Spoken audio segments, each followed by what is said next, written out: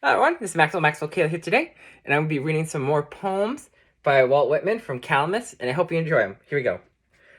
The prairie grass dividing. The prairie grass dividing, a special odor breathing. I demand of it the spiritual corresponding, demand the most copious and close companionship of men. Demand the blades to rise of words, acts, beings. Those of the open atmosphere, coarse, sunlit, fresh, nutritious. Those that go their own gait, erect, stepping with freedom and command, leading, not following. Those with never a cold audacity, those of sweet and lusty, flesh clear of taint. Those that look carelessly in the faces of presidents and governors, as to say, who are you?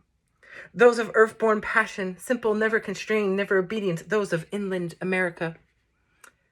When I pursue the conquered fame. When I pursue the conquered fame of heroes and the victories of mighty generals, I do not envy the generals, nor the president in his presidency, nor the rich in his great house.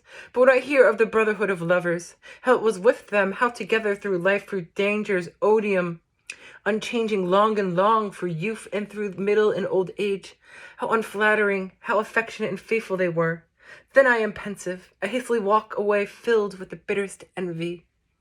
We two boys clinging together. We two boys clinging together. One the other never leaving, up and down the roads going, north and south excursions making, power enjoying, elbows stretching, fingers clutching, armed and fearless, eating, drinking, sleeping, loving. No lawless than ourselves owning, sailing, soldiering, thieving, threatening. Misers, menials, priests alarming, air breathing, water drinking. On the turf or the sea beach dancing, cities wrenching, east scorning, statues mocking, feebleness chasing, fulfilling our foray. A promise to California. A promise to California, or inland to the great pastoral plains and on to Puget Sound in Oregon, sojourning east a while longer, soon I travel towards you to remain, to reach robust American love. For I know very well that I and robust love belong among you, inland and along the western sea. For these states tend inland and toward the western sea, and I will also. Here the frailest leaves of me. Here the frailest leaves of me, and yet my strongest lasting. Here I shade and hide my thoughts. I myself do not expose them, and yet they expose me more than all my other poems. No labor-saving machine. No labor-saving machine, nor discovery have I made, nor will I be able to leave behind me any wealthy bequest to found a hospital or library, nor reminiscence of any deed of courage for America, nor literary success, nor intellect, nor book for the bookshelf, but a few carols vibrating through the air I leave for comrades and lovers. A glimpse through interstates caught of a crowd of workmen and drivers in a bar room around the stove late of winter night, and I unremarked seated in a corner. Of a youth who loves me and whom I love, silently approaching and seating himself near, that he may hold me by the hand. A long while amid the noises of coming and going, of drinking and oath and smutty jest, there are two content, happy in being together, speaking little, perhaps not a word. A leaf for hand in hand. A leaf for hand in hand. Your natural persons old and young. You on the Mississippi and on all the branches and bayous of the Mississippi. You friendly boatmen and mechanics, you roughs. You twain in all possessions moving along the streets. I wish to infuse myself among you till I see it common for you to walk hand in hand. Earth my likeness. Earth my likeness. For you look so impassive, ample in spirit there.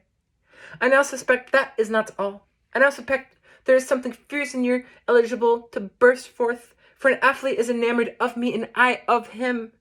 But toward him there is something fierce and terrible in me, eligible to burst forth.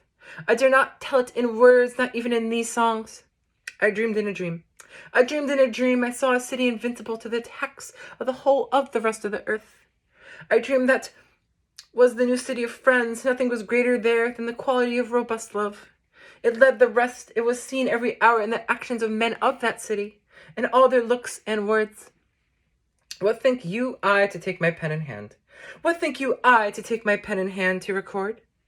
The battleship, perfect, modeled, majestic, that I saw pass the offing today under the full sail, the splendors of the past day, or the splendor of the night that envelopes me, or the vaunted glory and growth of the great city spread around me, no. But merely of two simple men I saw today on the pier in the midst of the crowd, parting the parting of dear friends, the one to remain hung on the other's neck and passionately kissed him, while the one to depart tightly pressed the one to remain in his arms. To the east and to the west, to the east and to the west, to the man of seaside state in Pennsylvania, to the Canadian of the north, to the southerner that I love.